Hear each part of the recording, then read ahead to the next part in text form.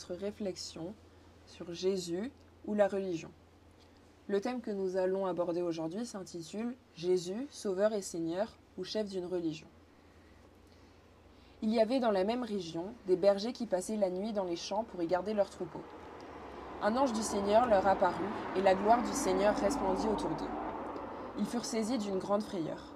Mais l'ange leur dit « N'ayez pas peur, car je vous annonce une bonne nouvelle qui sera une source de grande joie pour tout le peuple. Aujourd'hui, dans la ville de David, il vous est né un sauveur qui est le Messie, le Seigneur. Voici à quel signe vous le reconnaîtrez. Vous trouverez un nouveau-né enveloppé de langes et couché dans une mangeoire. » Et tout à coup, une foule d'anges de l'armée céleste se joignit à l'ange.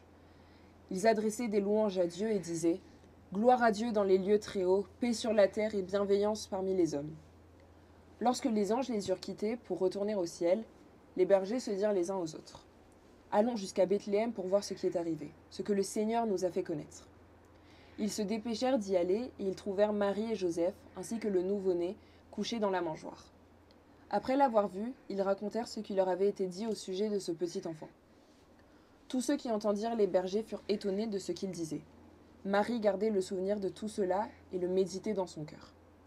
Puis les bergers repartirent en célébrant la gloire de Dieu et en lui adressant des louanges à cause de tout ce qu'ils avaient entendu et vu et qui était conforme à ce qui leur avait été annoncé. Luc 2, versets 8 à 20. Ce passage de l'Évangile selon Luc nous offre une vision profondément touchante de la naissance de Jésus et de son annonce aux bergers. La scène est empreinte de simplicité et de grandeur, illustrant comment des personnes humbles et ordinaires sont choisies pour recevoir la nouvelle la plus extraordinaire. Donc, premièrement, nous allons parler de la révélation divine aux humbles. Dans ce récit, les bergers, symboles de modestie et de quotidien, sont les premiers à apprendre la naissance du Sauveur. L'apparition de l'ange et la proclamation de la bonne nouvelle mettent en lumière un thème récurrent dans les évangiles. L'accessibilité de la grâce divine à tous, indépendamment de leur statut.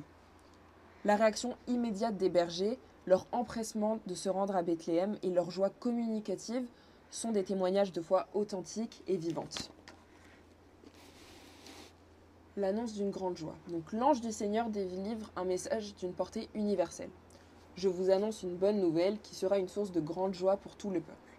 Cette déclaration souligne l'importance de la naissance de Jésus pour l'humanité tout entière. La joie est un don divin et un fruit de la reconnaissance de la présence de Dieu parmi nous. La proclamation « Gloire à Dieu dans les lieux très hauts, paix sur la terre et bienveillance parmi les hommes » réitère le désir de Dieu pour la paix et la bienveillance, des valeurs centrales du message chrétien. La réponse des bergers. La décision des bergers de se rendre à Bethléem, leur découverte de l'enfant Jésus et leur partage de la nouvelle avec les autres montrent la nature proactive de la foi. Ils ne se contentent pas de recevoir la révélation, mais agissent en conséquence, devenant ainsi les premiers messagers de la naissance du Christ. Leur rôle souligne l'importance de la transmission de la foi et de la bonne nouvelle. Enfin, méditation et louange. Marie, la mère de Jésus, garde et médite sur les événements dans son cœur, ce qui reflète une attitude de contemplation et de gratitude.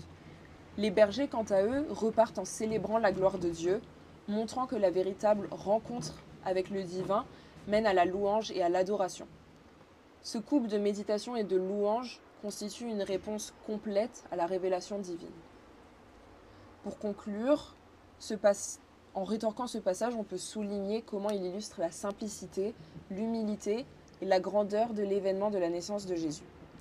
Il invite à une réflexion sur l'accessibilité de la grâce divine, la réponse active à la foi et l'importance de la méditation et de la louange. En contemplant ce récit, nous sommes invités à chercher la vérité, l'amour et la transformation intérieure telle que le message de Jésus nous le demande.